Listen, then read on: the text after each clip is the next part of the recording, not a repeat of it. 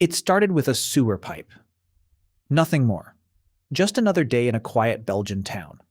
Until a construction crew, digging a routine trench through a basement wall, found themselves staring at something that shouldn't exist. Behind the brick, in a chest built directly into the wall, sat over 40 gold bars and more than 4,000 gold coins. Value: roughly $10 million. And the story doesn't end there, because within days, the police weren't just guarding a crime scene, they were fending off treasure hunters. This is the story of a hidden fortune, a town with a brutal and half-forgotten history, and a mystery that Belgian authorities still can't explain. The town is Dendermonde, in East Flanders, in the region around the River Dender. An area better known today for its medieval church towers and quiet market squares than for buried fortunes. But to understand why someone might hide a fortune here, you have to go back more than a century to a version of this town that no longer exists. In September 1914, in the opening weeks of the First World War, German forces advancing through Belgium set fire to Dendermonde almost entirely. Of the roughly 2,200 houses standing at the time, well over half were destroyed by the flames. The town hall and its belfry burned to the ground, along with the city archives inside. Centuries of records lost in a single night. Residents were forced to shelter in basements and barracks while their homes burned around them. It was, by local accounts, one of the darkest chapters in 1,000 years of the town's history. The town hall wasn't rebuilt until 1920. For years afterward, Dendermonde was a town rebuilding itself from ash, its people scattered as refugees, its old certainties gone. It's against that backdrop that the gold takes on a different meaning, because this is exactly the kind of environment: war, occupation, economic collapse, a total loss of trust in banks and institutions, in which people across Europe chose to hide their wealth rather than risk losing it. Gold buried in gardens, coins sealed into walls, family fortunes entrusted not to a bank but to a hiding place only one or two people ever knew existed. Sometimes those people made it through the war and quietly retrieved what they'd hidden. And sometimes they didn't. The building where this particular fortune was found sits in Sint-Gilles bij Dendermonde. Today it belongs to a local welfare organization, but that ownership is recent. For most of its history, the building served other purposes, and its earliest known use dates back to around 1900 when it was the home of a brewer, meaning the building and whoever built that hiding place into its cellar wall would have lived through the very fire that nearly destroyed the town 14 years later. A construction crew was laying pipe for the sewage system when they hit something solid behind the cellar wall. One worker, identified only as Kobe, later described the moment simply disbelief, then amazement. Nobody expected to find gold while digging a sewer line.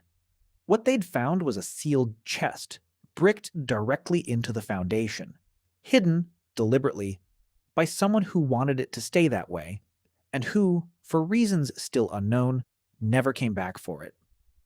The numbers alone are staggering. More than 40 gold bars, at least 4,000 gold coins. All of it inventoried, cataloged, and moved within hours to a high-security government vault. The police shared photos. Rows of gold bars laid out on a table, piles of coins beside them, gleaming under camera flash. For a small Belgian town, it was the discovery of a lifetime. For whoever finds it, and for whoever lost it. Because right now, nobody officially knows who that is. Here's where the story gets genuinely strange.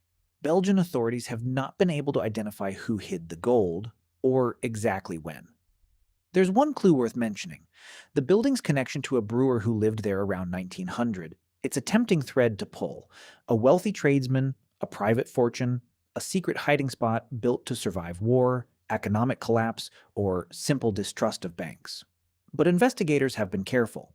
There is currently no hard evidence connecting that brewer, or any other former resident, to the gold.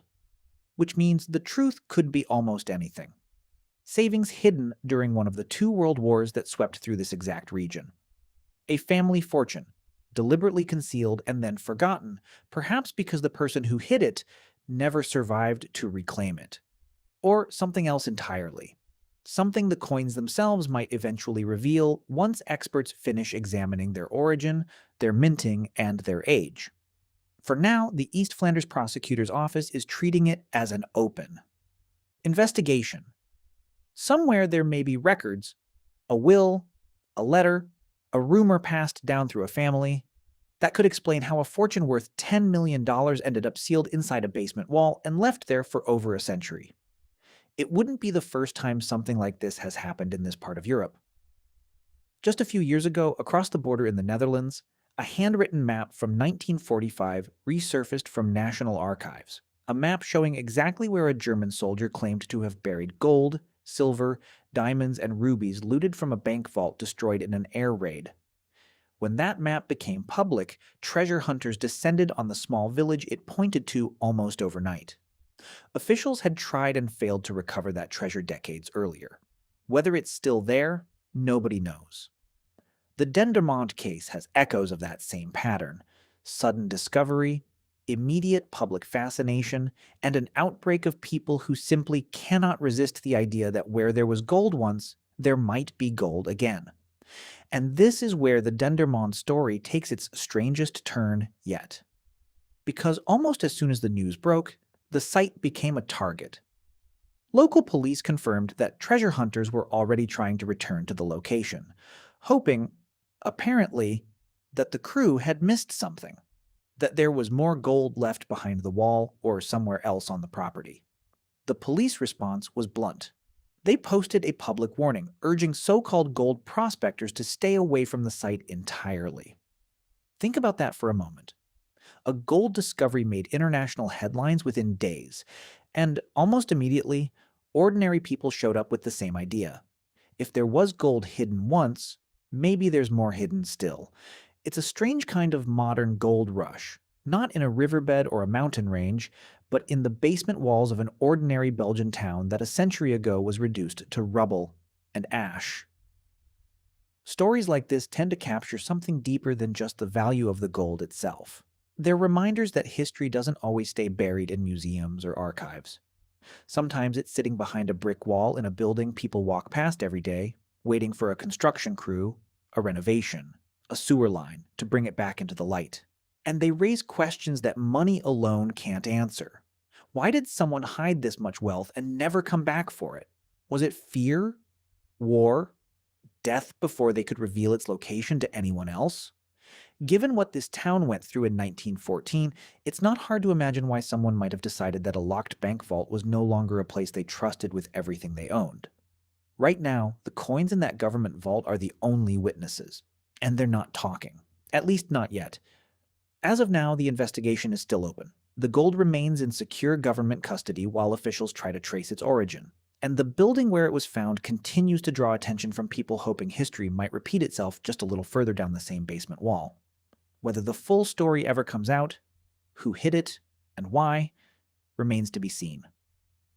But for now, beneath one quiet Belgian town, a fortune sat waiting for over 100 years, through a war that burned the town to the ground and a century of rebuilding that followed.